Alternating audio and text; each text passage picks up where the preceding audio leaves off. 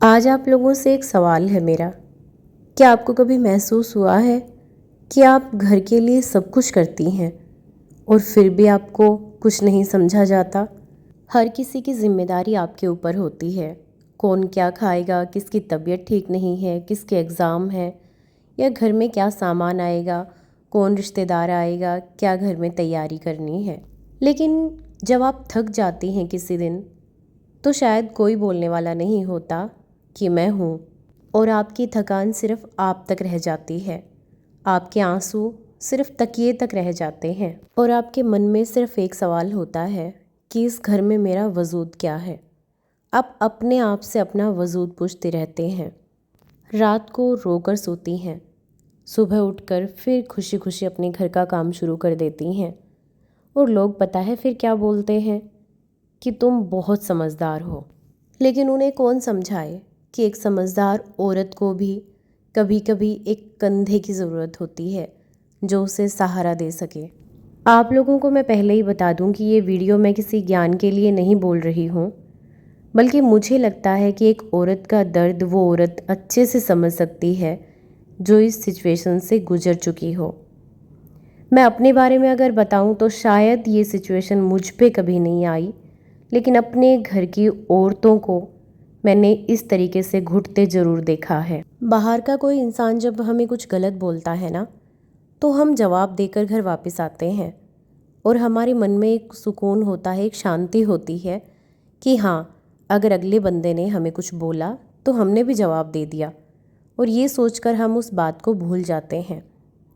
लेकिन जब कोई इंसान हमारे घर का होता है और वो बार बार हमें अपमानित करता है, ताने मारता है, और वो इंसान जिसके लिए हम सब कुछ करते हैं, और वो इंसान हमें बार बार महसूस करवाते हैं कि उनकी नज़रों में हमारी कोई कीमत नहीं है, कोई कदर नहीं है। बातों बातों में आपकी बेइज्जती की जाती है और फिर बोला जाता है कि सिर्फ मजाक था, मजाक ही समझिए।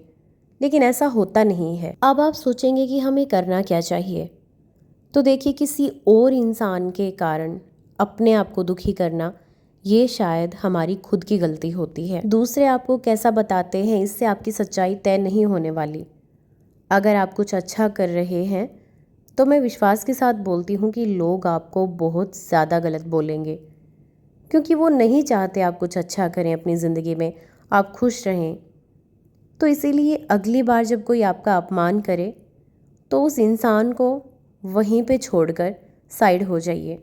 आप वो नहीं हैं जो लोग आपको बताते हैं, आप वो हैं जो आप अपने बारे में जानते हैं।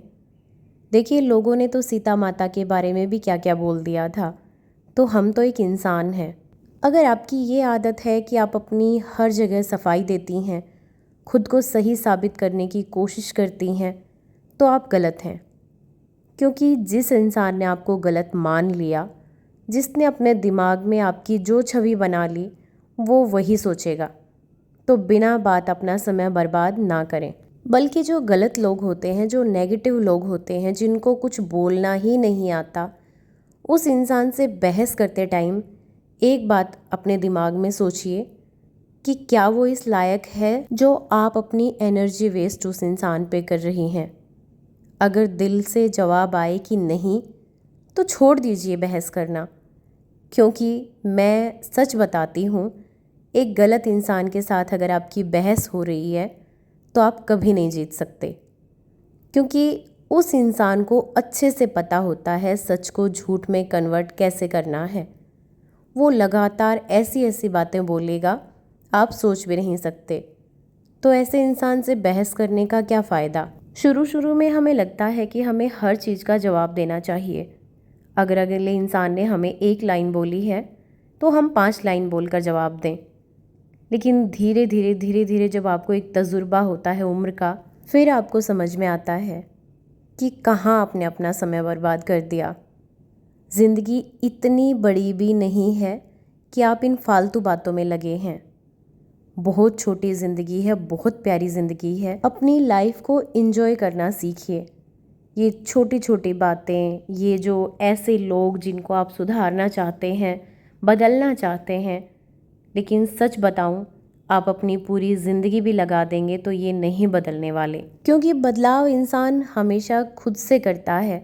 अगर कोई इंसान खुद नहीं बदलना चाहता तो उसको भगवान भी नहीं बदल सकता। इससे अच्छा है कि आप औरों को बदलने की बजाय खुद को बदलने पे ध्यान दें, अपने बच्चों को समय दें, अपनी सेहत पे ध्यान दें, अपना कुछ सेल्फ केयर कर लें।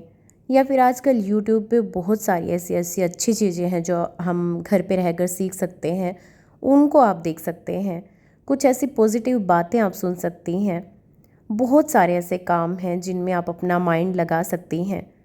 फालतू लोगों से, फालतू बातों से जितना आप दूर रहेंगी, आपकी ज़िंदगी में उतना ही ज़्यादा सुकून रहेगा। अगर आप यही सोचती रहेंगी कि हर रिश्ते को जवाब दूं, मैं पीछे क्यों हटूं, तो आपकी ज़िंदगी धीरे धीरे नरक बन जाएगी। क्योंकि उन लोगों का कुछ नहीं बिगड़ने वाला, उनकी वो सोच है।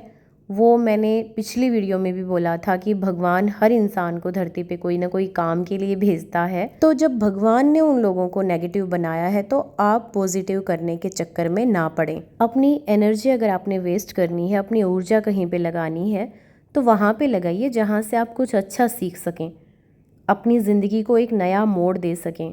अब शायद आप लोगों के दिमाग में ये बात भी आएगी कि क्या बार बार अपना अपमान करवाते रहें, हमेशा चुप रहें, हर दिन कोई हमारी बेइज्जती करता रहे और हम सहन करते रहें। नहीं, मैं ये बिल्कुल भी आपको नहीं बोलूँगी कि आप हमेशा चुप रहें। मेरा कहने का मतलब है कि हर छोटी छोटी बात पे रिएक्ट करना बंद कर दें।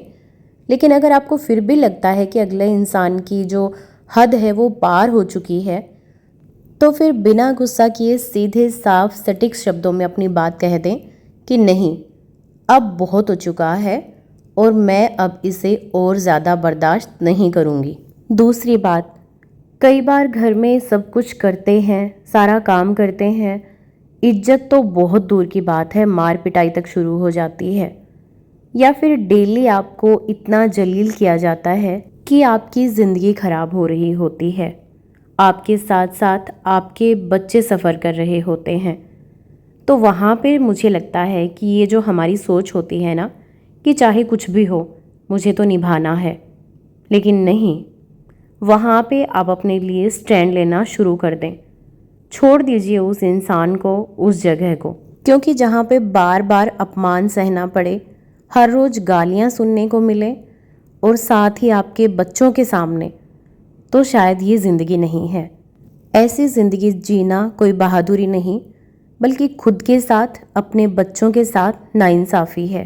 कई बार घर में कुछ झगड़े होते हैं, हम अपनी फैमिली के साथ शेयर करते हैं, अपनी माँ को, अपने पापा को, अपने भाई को बताते हैं। लेकिन हमारे समाज में क्या है कि लड़की को यही बोला जाता है, कोई बात नहीं, हमने भी सहा था, तू भी एडजस्ट कर ले। लेकिन मुझे लगता है कि रिश्ता चाहे कोई भी हो, अगर आप अगले इंसान की बदतमीजी को सहन करती चली जाएंगी तो शायद अगला इंसान अपने बोलने की हदें भूल जाता है। उसको लगने लगता है कि हाँ, मैं कुछ भी करूं, यहाँ सब सहन करना पड़ेगा। और वहीं से शुरू हो जाती है आपकी ज़िंदगी बर्बाद होना, आपके बच्चों की ज़िंदगी बर्बाद होना। तो मुझे लगता है कि ये सहन करने वाला शब्द भी एक हद तक ही अच्छा लगता है। इस वीडियो में मुझे जितनी नॉलेज थी मैंने आप लोगों के साथ शेयर करी, अपनी राय आप लोगों के साथ शेयर करी। ये मत सोचिएगा कि मैं बिल्कुल सही बोल रही हूँ। अगर मुझसे कोई बड़ा छोटा जो भी है जिसको और भी ज़्यादा तजुर्बा है इन बातों का, प्लीज़ आप अपनी राय भी ज़रूर रखिएगा कमेंट सेक्शन में।